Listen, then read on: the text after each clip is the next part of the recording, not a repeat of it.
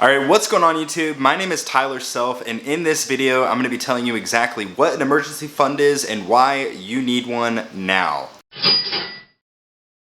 And before we get this video started, real quickly, I'd like to say a quick Happy Thanksgiving. Yes, today is Thanksgiving, one of my all-time favorite holidays because it is all about being thankful and just kind of taking a step back and appreciating the things that you have in your life. But in the spirit of Thanksgiving, I wanted to talk with you guys really quickly about emergency funds. Now, first of all, what is an emergency fund and why is it important? Well, an emergency fund is essentially a big bundle of cash that you have as a reserve unit that you can then use in the event of an unforeseen expense or emergency. This could be something as simple as you have a tire blowout on your car or vehicle and you have to replace the tire. This could be you lose your job or you get let go and you don't have any income coming in because you were let go kind of abruptly. This could also be some big form of medical expense that you didn't see coming up and you don't necessarily have the funds or the insurance set in place to cover it right then and there. Now, in terms of emergency funds, it's a pretty controversial topic. There are several different pathways that different financial advisors and financial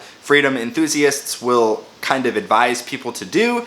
But my personal approach, and this is something that I did myself, is I started with just $1,000 and I socked it away in my savings so it was easily accessible so that in the event of a tire blowout or something like that, I had that money so I could easily transfer it into my checking account, fix whatever repairs I needed to do, and move on with my life. And that brings me up to the next point of this video, which is, of course, where should you put your emergency fund? Now, there are several different places you should put an emergency fund. Some people are totally fine putting it in a bond ETF or something like that in the stock market and actually investing it so that you can grow it over time and you'll get a little bit higher of a return than an average savings account. Now, that is actually a great idea, but personally for me, I don't do that, and the reason why is because having that money invested means that you would have to sell those investments in the event that an emergency happened, maybe wait a couple business days before your funds are actually accessible.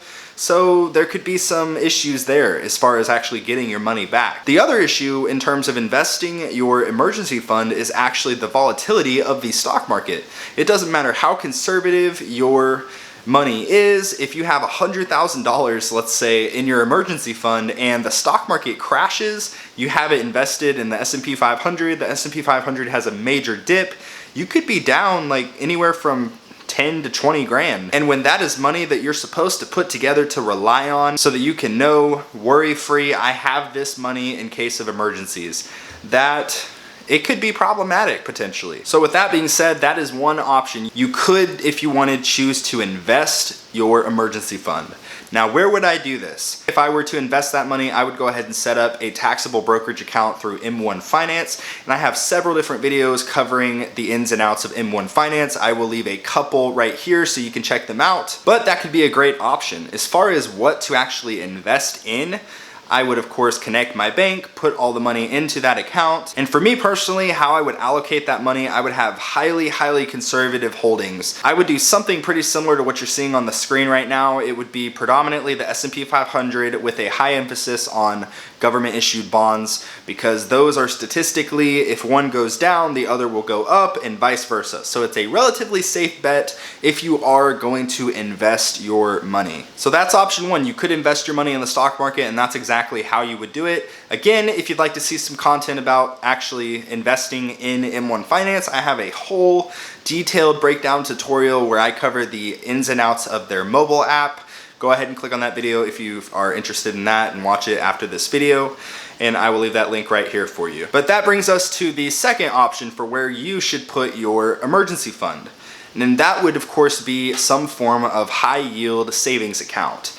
Now, due to the pandemic, there have been a lot of issues in terms of high interest accounts. I personally have my emergency fund in a high yield Ally savings account. And whenever I first set up that account a few years ago, the yield was about a little over 2%, I believe. Since the pandemic in the past few years, that yield has actually dropped to about a 0.5%, which is still higher than your average brick and mortar bank that, you know, is pretty old school in their ways of doing things, but still it's not really growing as quickly as it could be in the past. But the reason I have my money in that savings account versus investing or some form of CD, which we'll cover in a little bit, is because of the ease of accessibility. Like I said earlier, it's very important that in the event of a major emergency or something that is out of your control and you need those funds relatively quickly, trying to move the money out of a CD or out of an investment brokerage account and into your checking account, it could take a few days, and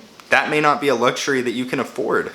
So in that event, I think personally for me, the safest bet is at least to have about $1,000 in a savings account. But for me personally, I just put all of it in that savings account because it's a lot easier for me. And I have a checking account with Ally as well, so I can instantly transfer the money over in the event of an emergency. Now, something you could do if you want to do some form of a hybrid model, if you actually do want to invest that money and you don't just want to get lost by inflation, which I know is a big concern for a lot of people right now, something that you could do is have a majority of your money actually invested in the stock market or bonds, some form of relatively conservative model so that you don't lose all of your emergency fund. Remember, this is money that we are going to set aside, set it and forget it, only use it for emergencies. But what you could do is invest a majority of it, I'd say probably about 80 to 90%. But in my opinion, I would not have any less than about $1,000 that is in an actual savings account. And again, the reason for that is accessibility. Super, super, super important to have that accessibility when needed, because the whole purpose behind this emergency fund is to cover the things that we won't see coming. Nobody saw the pandemic coming. Nobody saw the job market crashing. Nobody saw any of this happening. And you know what? It happened, and a lot of people were not prepared for it. But now that we're slowly but surely coming out of that, I want you guys to be properly prepared for the next event, because I hate to break it to you, but we never know what's gonna happen, and something could happen today, something could happen tomorrow, or it could be 10 years from now. But the point is, we need to be prepared. That is the ultimate goal behind this video, is having a mindset of being prepared. That will limit your stress, so you know whatever happens, I'm not worried about it, I am covered. And then the third option that you could do if you don't want to do a savings account or don't want to invest it, you could actually put your money in a CD. And if you're not familiar with what a CD is, it's pretty similar to a savings account, but it does have a time block. So for example, you have like 6-month CDs or a year-long CD, or even sometimes up to like 5 or 10 years. And this will be money that you're just putting there and letting the interest build up over time. And similar to how the high yield savings accounts due to the pandemic have dropped in value, those high yielding CDs have also dropped pretty low in value in terms of the interest that they put out. And for that reason, I decided to kind of stay away from that path and strictly stick with my Ally savings account for my personal emergency fund. And of course, the fourth place that you could put your emergency fund is cold hard cash. Now, this is the one that I do not recommend at all. I know some people are super, super physical, like I have to physically see the money. I want to have a piggy bank so that in the event something happens, I can crush my piggy bank and get my money. It's right there. I don't have to worry about anything happening. The pro behind that, of course, is that it is super accessible. It's literally in your house. But something may happen where literally you are on the road and you have a tire blow up and you need that money right then and there. So you may not be able to get home, get your money from your piggy bank, and then come back. You see what the issue is? So my personal opinion is utilize the technology that we have given to us. It's here to help us, not hurt us. So get that savings account so that you can instantly put that money into your checking account, take care of the emergency, and move on with your life. But the last thing that I want to see is you guys fall behind. And of course, I am not a certified financial planner or anything like that. So take everything I say with a grain of salt. But this is stuff that I have personally dealt with and learned a lot about. I've been reading a lot of books and watching a lot of content about all of this finance stuff. And personally, it is something that I'm very passionate about, because one thing that I have noticed is that we do not learn this stuff in schools. We just don't. They don't teach it.